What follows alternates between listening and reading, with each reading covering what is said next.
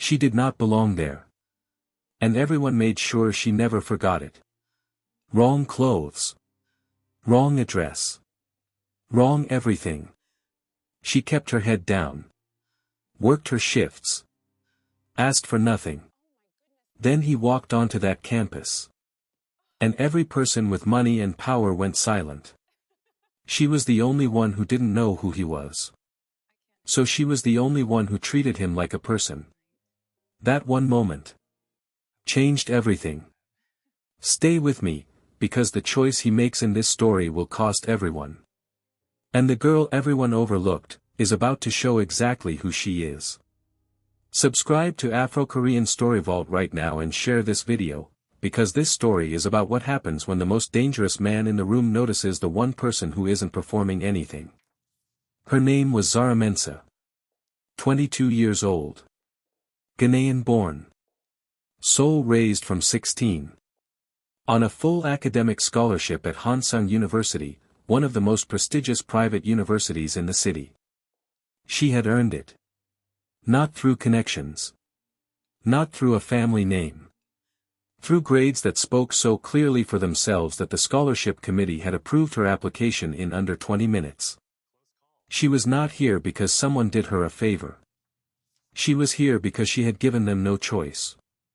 Her dormitory room was the smallest available. Single occupancy. End of the corridor. No view. She had requested it specifically.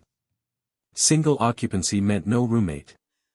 No roommate meant no one watching her manage the specific mathematics of a student whose scholarship covered tuition and accommodation. And nothing else. Nothing else meant food budget calculated weekly. Textbooks sourced from the library or the second-hand section at 60% discount. Clothes chosen for durability not appearance. 3 part-time jobs rotated across the week. Library assistant on Monday and Wednesday evenings. Campus cafe on Thursday and Friday mornings. Cleaning crew on Saturday mornings from 6 to 9. She had mapped everything on a spreadsheet. Color-coded. Every hour accounted for. Because time, like money, only worked when you managed it deliberately. The other students noticed her. Not always with cruelty. Sometimes just with the unconscious dismissal of people who had never had to think about what things cost. The girls who changed outfits between lectures. The boys who ordered food to the library and left the packaging behind. The study groups that formed naturally around social circles she had not been invited into. She was not invisible. She was simply categorized. The scholarship girl. Quiet. Serious. Probably fine. Zara had learned to exist inside that categorization without becoming it. She was more than what this campus decided she was. She knew this. She did not need them to know it yet. The library 3rd floor was her sanctuary. Old periodicals. Archived journals. Reference texts too dense for casual use. Almost nobody came up here. She had claimed the corner table by the window in her first week through consistent daily presence. Every evening from 7 to 10. Silence. Work. Purpose. She was there on the Tuesday everything changed. Not that she knew it was the Tuesday everything changed. It felt completely ordinary. She had set up her laptop. Opened her economics assignment. Started working. At 8:15 the elevator opened. She looked up. 3 men. 2 of them, not students. 2 alert. 2 deliberate. They positioned themselves at the elevator and stairwell without discussion. Like they had done this before. Many times. The 3rd man walked toward the shelves. Slowly. Like the 3rd floor of a university library at 8:15 on a Tuesday was a place he had chosen specifically. Tall. Dark coat. Sharp jaw. Dark eyes that moved across the space with the automatic quality of someone who assessed rooms the way other people breathed. He pulled a book from the shelf. Looked at the spine. Put it back. Zara returned to her assignment. None of her business. At 8:31, something fell. A book. Near the shelf closest to her table. The man was looking at it. Then at her. She got up. Picked it up. Looked at the spine. The Art of War. Sun Tzu. Korean annotated edition. She handed it back. Yours? No, he said. His Korean was soul-accented. Native. Just fell, she said. She turned back to her table. You're studying economics, he said. She turned back slowly. Yes. Third year. Second. He glanced at her laptop screen. Macroeconomic policy analysis. Assignment, she said. Due tomorrow morning. He nodded once. Sun Tzu believed that all warfare is based on deception, he said. She considered this exactly as long as it deserved. I think deception is one strategy, she said. Not the only one. Some people win by being exactly what they appear to be. No deception required. He looked at her with the specific quality of someone who had just received an unexpected answer. You believe that works? I'm here on a scholarship, she said simply. I didn't deceive anyone to get it. A pause. One corner of his mouth. Almost. Fair point, he said. She returned to her assignment. He went back to the shelves. At 9 she packed up and left. She did not look back. She did not think about it again that night. She did not know he watched her leave. She did not know he stood at that shelf for a long moment afterward. She did not know that in 14 years of running an organization that required him to read people as a survival skill, he had just met someone who read differently from everyone else. Someone who could not be predicted. Not performing. Not positioning. Just present. Exactly what she appeared to be. His name was Kong Seo-jun. 34 years old. Chairman of the Kong Group. Legitimate on paper. Considerably more complex in practice. He had come to Hansung that evening for a meeting, not with the administration, with a man who owed the Kong Group a debt outstanding long enough to require a personal visit. He had come to the third floor afterward because difficult meetings required a different kind of environment. Somewhere without an agenda. He had not expected to find anyone. He had especially not expected a second-year economics student who argued Sun Tzu with the confidence of someone who had decided what she believed and was not performing uncertainty for a stranger. In the car afterward his operations director Im Dae-ho had glanced at him in the rearview mirror. Said nothing. 12 years had taught him the difference between a silence that needed filling and one that needed leaving alone. He came back on Monday. Campus Cafe. 7:45. Zara was behind the counter when she looked up and saw him.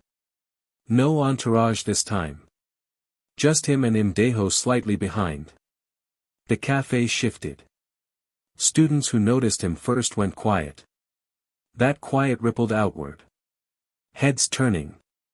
The specific atmosphere of a space recalibrating around someone who carried a different kind of weight. He walked to the counter.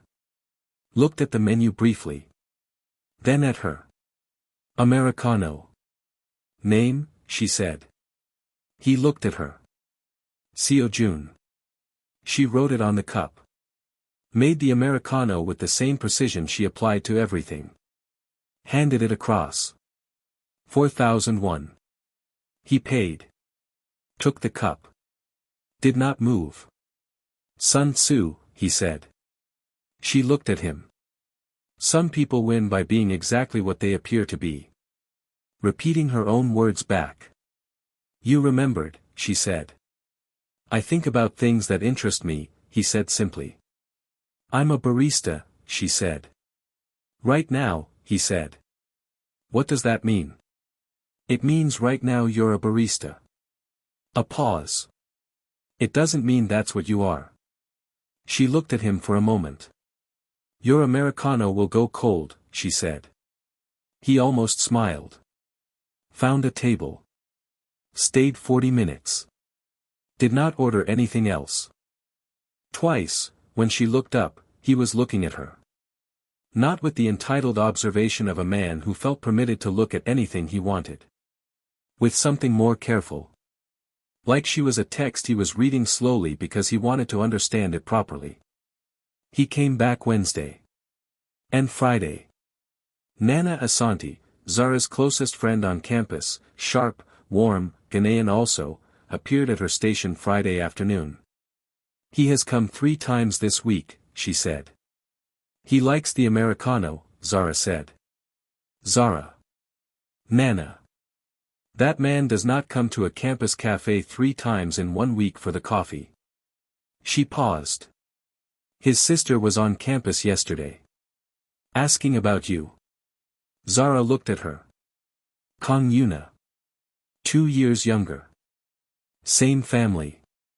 Different energy entirely. Nana met her eyes. She asked about the scholarship girl from the cafe. Those were her exact words. Something tightened quietly in Zara's chest. What did she want? Nobody who was asked would say. Nana looked at her carefully. A woman like Kang Yuna doesn't ask about people out of casual curiosity. I'll be careful, Zara said. And meant it. He came to the 3rd floor the following Tuesday. Alone this time. 7:30. He walked to the shelves. Then pulled a chair to the adjacent table and sat. Nothing opened. Said nothing. For 4 minutes they sat in the silence of 2 people aware of each other and not performing otherwise. Then she said without looking up. You could just sit at the table. This one has a better angle to the window, he said. There's nothing outside at 7:30. There's the campus. It's dark. I know. She looked up then. Why are you here? It's quiet, he said. You could find quiet many places. Not this kind. What kind is this? He considered it seriously. Honest quiet, he said. No one performing anything. She looked at him for a moment. Then. Sit at the table then. He moved across. She continued working. He sat, not performing stillness, just still, occasionally looking at her notes with genuine curiosity. At 9 she packed up. Same time Thursday, he said. I'm free by 7 on Thursdays, she said. Not a yes. Not a no. He nodded once. She left. He was there Thursday at 7:15.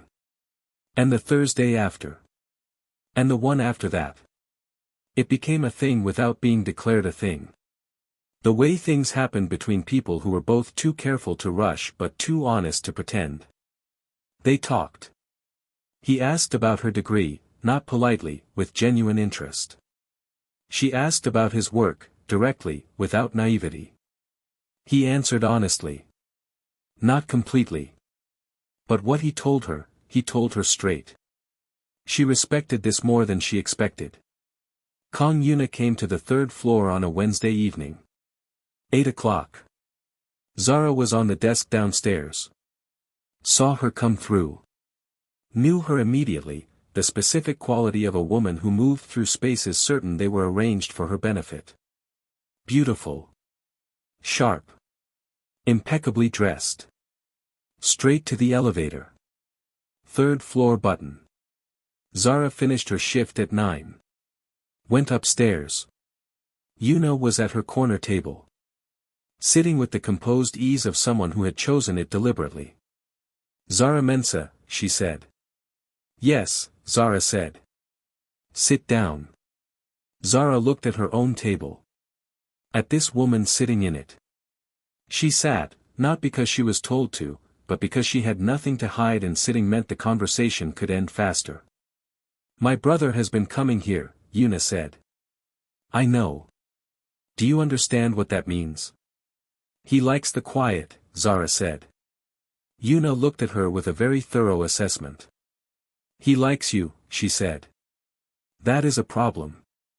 There are arrangements already in place that cannot accommodate a scholarship student from a campus cafe. Has he told you I'm a problem? Zara said. He doesn't know he has a problem yet. Then you're having this conversation prematurely, Zara said. Yuna blinked. The small blink of a person whose processing had encountered something outside expected parameters. You're not afraid of me, she said.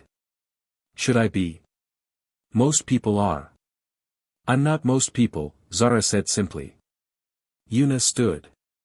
Straightened her jacket. You seem like an intelligent girl. I am, Zara said. Then be intelligent about this. And left. Zara told him on Thursday. Directly. Your sister came to see me. He went very still. When? Wednesday. She said there are arrangements that cannot accommodate a scholarship student from a campus cafe. The stillness changed quality. Something colder than anger. More controlled. And what did you say? I told her she was having the conversation prematurely. Something moved in his face. Are you telling me so I'll explain myself? I'm telling you because you've been honest with me, she said. You deserve the same. He looked at her. Then told her about the alliance. The O organization. 3 years of expectation. Yuna managing it. And the last 3 times I was supposed to be in those rooms, he said quietly, I was here. What do you want, she said. He looked at her directly. I want to stop pretending these Thursdays are just about the quiet. They're not just about the quiet for me either, she said. And that was honest. The alliance meeting was scheduled for Saturday. Zara was on her cleaning shift. East Building corridor. 6 a.m. Earphones in. Working. She heard voices around the corner. Turned off her earphones. Rounded the corner. And walked into something she was not meant to see. Seo Jun. 3 security men. 2 older men in suits, the O organization. And Yuna. Standing between both groups. Managing 3 years of expectation. Everyone looked at Zara. The girl with the mop. Yuna's expression tightened. This corridor should have been cleared. Zara looked at Seo Jun. He was looking at her. Something complex happening behind his eyes. I'll come back, Zara said simply. Turned the cart around. Started walking. Wait. She stopped. He had stepped forward. Away from the meeting. Away from 3 years of arrangement. Toward her. Seo Jun. Yuna's voice. Sharp. One word. A warning. He did not look back. We'll reschedule, he said. To the room. To the suits. To everything waiting. Reschedule, Yuna's voice dropped to the specific quiet of something barely contained. Yes, he said. And walked toward Zara. The corridor went completely silent. He reached her. You didn't have to do that, she said quietly. I know. That will cost you. Yes. Your sister. I know. She looked at him. At the man who had just rescheduled a 3-year alliance in front of witnesses. Without hesitation. Without looking back. Why, she said. He looked at her directly. Because you never asked me to, he said. The fallout came fast. The O organization sent a formal communication. Yuna went silent for 4 days. Imdeho managed everything with 12 years of practiced efficiency and offered no opinion. Then it came from a different direction. Zara was called to the scholarship office on a Thursday morning. A formal letter. The committee had received an anonymous report.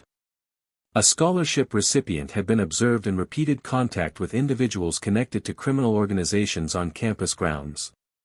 The committee was required to investigate. Pending the outcome, her scholarship was under review. She sat in that office and read the letter twice. Felt the specific cold of something threatening to take the one thing she had built everything around. She did not cry. She folded the letter. Put it in her bag. Stood up. "When is the hearing?" she said. "Next Wednesday," the officer said. "You may bring supporting documentation." "I'll be there," she said. And walked out. She told Seo Jun that evening. 3rd floor. 7 o'clock. She placed the letter on the table between them. He read it. His jaw tightened. "I'll handle this," he said. "No," she said. He looked at her. "Zara." "No." Her voice was calm. Completely calm. "This is my scholarship. My name. My record. I will handle it. The organization sent this," he said. "This is my consequence landing on you. Let me." Seo Jun. She looked at him directly. "I did not ask you to choose me in that corridor. You chose me. I cannot control what that cost you. But this," she touched the letter, "this is mine to fight. Not because I am angry at you. Because I am capable. And I need you to believe that." He looked at her. For a long moment. Then he leaned back. "Okay," he said. "Okay. I'll stay out of it." She held his gaze. "Thank you." He nodded once. Then, quietly, "You're going to win." "I know," she said. She spent 5 days preparing. Every evening after her shifts. 3rd floor. Corner table. Building her case the way she built everything, methodically, thoroughly, without rushing toward a conclusion before the evidence was complete. Academic transcript, 3 semesters. Top 5% consistently. Attendance record, perfect. Part-time employment record, 3 jobs, all documented, all on campus, all within scholarship guidelines. Community contribution, library volunteer hours, 2 academic mentoring sessions per semester for first-year students. Character references, 3 professors who had watched her work and were willing to say so formally. She documented everything. Then she wrote her own statement. Not defensively. Not apologetically. Factually. She had encountered individuals on campus in the course of her regular work duties. She had not sought those encounters. She had conducted herself with complete professionalism throughout. Her academic record and employment record were available for full review. She had nothing to hide and nothing to apologize for. She read it 4 times. Changed 2 words. Printed it. Wednesday morning. The scholarship committee hearing room was on the 2nd floor of the administration building. 5 committee members. Formal seating. The specific atmosphere of a room designed to communicate institutional authority. Zara walked in alone. Red blouse. Black trousers. The flat shoes. She sat down. Placed her documentation folder on the table. Folded her hands. And waited. The chair of the committee opened the session. Read the terms of the review. Asked her to respond to the report. She did. Clearly. Calmly. Without defensiveness. She walked them through every document. The transcript. The attendance. The employment record. The contribution hours. The references. Then she read her statement. When she finished, the room was quiet. The chair looked at the documentation. Looked at his colleagues. Asked 2 questions, both procedural, both answered directly. Then he looked at her. "Ms. Mensah. Your record here is exceptional." "Yes," she said simply. "The committee finds no basis for further review." She nodded once. Your scholarship stands. Thank you, she said. She picked up her folder. Stood. Walked out. In the corridor outside she stopped. Pressed her back against the wall. Closed her eyes. Breathed. Just once. Then she straightened up. Walked to her Thursday morning cafe shift. Served 41 customers. Did not tell anyone what had happened. Did not need to. He was at the third floor at 7 that evening. She sat down across from him. He looked at her face. Read it immediately. You won, he said. Yes. Something settled in him. Deep and quiet. How? I documented everything, she said. My record spoke for itself. He looked at her. You didn't need anyone. I needed to know I could do it alone, she said. There's a difference. He was quiet for a moment. Is there anything you're afraid of, he said. She considered this honestly. Losing what I built, she said. Not because of someone else's agenda. Because I wasn't good enough. She paused. That's the only thing. You are good enough, he said. I know, she said. I just needed to prove it to myself again. He looked at her across the table. At the girl who had fought for her own scholarship alone. Who had told him to stay out of it and meant it. Who had walked into a formal committee room with a folder and flat shoes and won on the strength of who she actually was. He had been in rooms his entire life where people performed strength. She simply had it. I need to say something, he said. She looked at him. I have been coming here for 8 weeks, he said. Third floor. Thursdays. The cafe. I told myself it was the quiet. A pause. It was never the quiet. She waited. I chose you in that corridor, he said. Not because of the alliance. Not because of Yuna. Because I have been in rooms full of people performing things my entire adult life, and you are the only person I have encountered in years who is simply, exactly what you are. He looked at her directly. I'm not here for Thursdays anymore. I'm here for you. Specifically. If you want that. The room was completely still. She looked at him.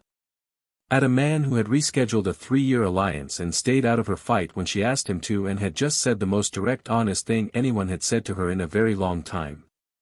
I want that, she said. Simply. Completely. He reached across the table. Covered her hand with his. Warm. Real. Saturday, he said. Somewhere that belongs to neither of us. What time? 7. She almost smiled. You still don't have my number. He looked at her. She held out her hand. He gave her his phone. She typed her number. Handed it back. He looked at it once. Then at her. Saturday, he said again. Like it was already certain. Because it was. 3 days later, Yuna came to the cafe. No announcement. No drama. She sat at the counter during a quiet hour and waited until Zara had served the last customer. Then she looked at her. My brother has not been to a single alliance meeting in 2 months, she said. I know, Zara said. He has restructured 3 decisions I thought were final. A pause. He laughed on the phone last week. I have not heard that in 2 years. Zara said nothing. Waited. Yuna looked at her carefully. With the assessment she had given her in the library. But different now. Less calculating. More honest. I came to this campus to make you small, she said. To remind you of what you were not. I know, Zara said. It didn't work. No. Yuna was quiet for a moment. You fought for your scholarship alone, she said. I heard. Yes. You didn't use him. I wouldn't. Yuna looked at the counter between them. Then back at Zara. He chose well, she said quietly. Not an apology. Not a grand gesture. Just truth. From a woman who had decided, finally, to speak it. Zara nodded once. Thank you, she said. Yuna stood. Straightened her jacket. Started toward the door. Stopped once. Saturday, he made a reservation at Mosu, she said without turning. He asked me what you would like. A pause. I told him you would tell him yourself. Then she was gone. Zara looked at the door for a moment. Then she smiled. The quiet kind. The kind that arrived before a person decided to allow it. And stayed. She was not just a scholarship girl anymore. Not because he had chosen her. Because she had chosen herself, her record, her name, her dignity, first. And he had been wise enough to see that. To step back when she needed the space. To step forward when she was ready. That was not a small thing. Many waters cannot quench love, neither can floods drown it. Song of Solomon 8 verse 7. Not because it was easy. Because it was earned. By two people who had met in honest quiet. And had decided, slowly, deliberately, without deception. That exactly who they were. Was exactly enough. The right person will not ask you to be smaller. If this story touched something real in you, share it right now with someone who needs this reminder. Subscribe to Afro-Korean Story Vault so you never miss a story. And tell me in the comments, what was your favorite moment? The corridor? The committee room? Or Yuna saying he chose well? I want to know. See you in the next story.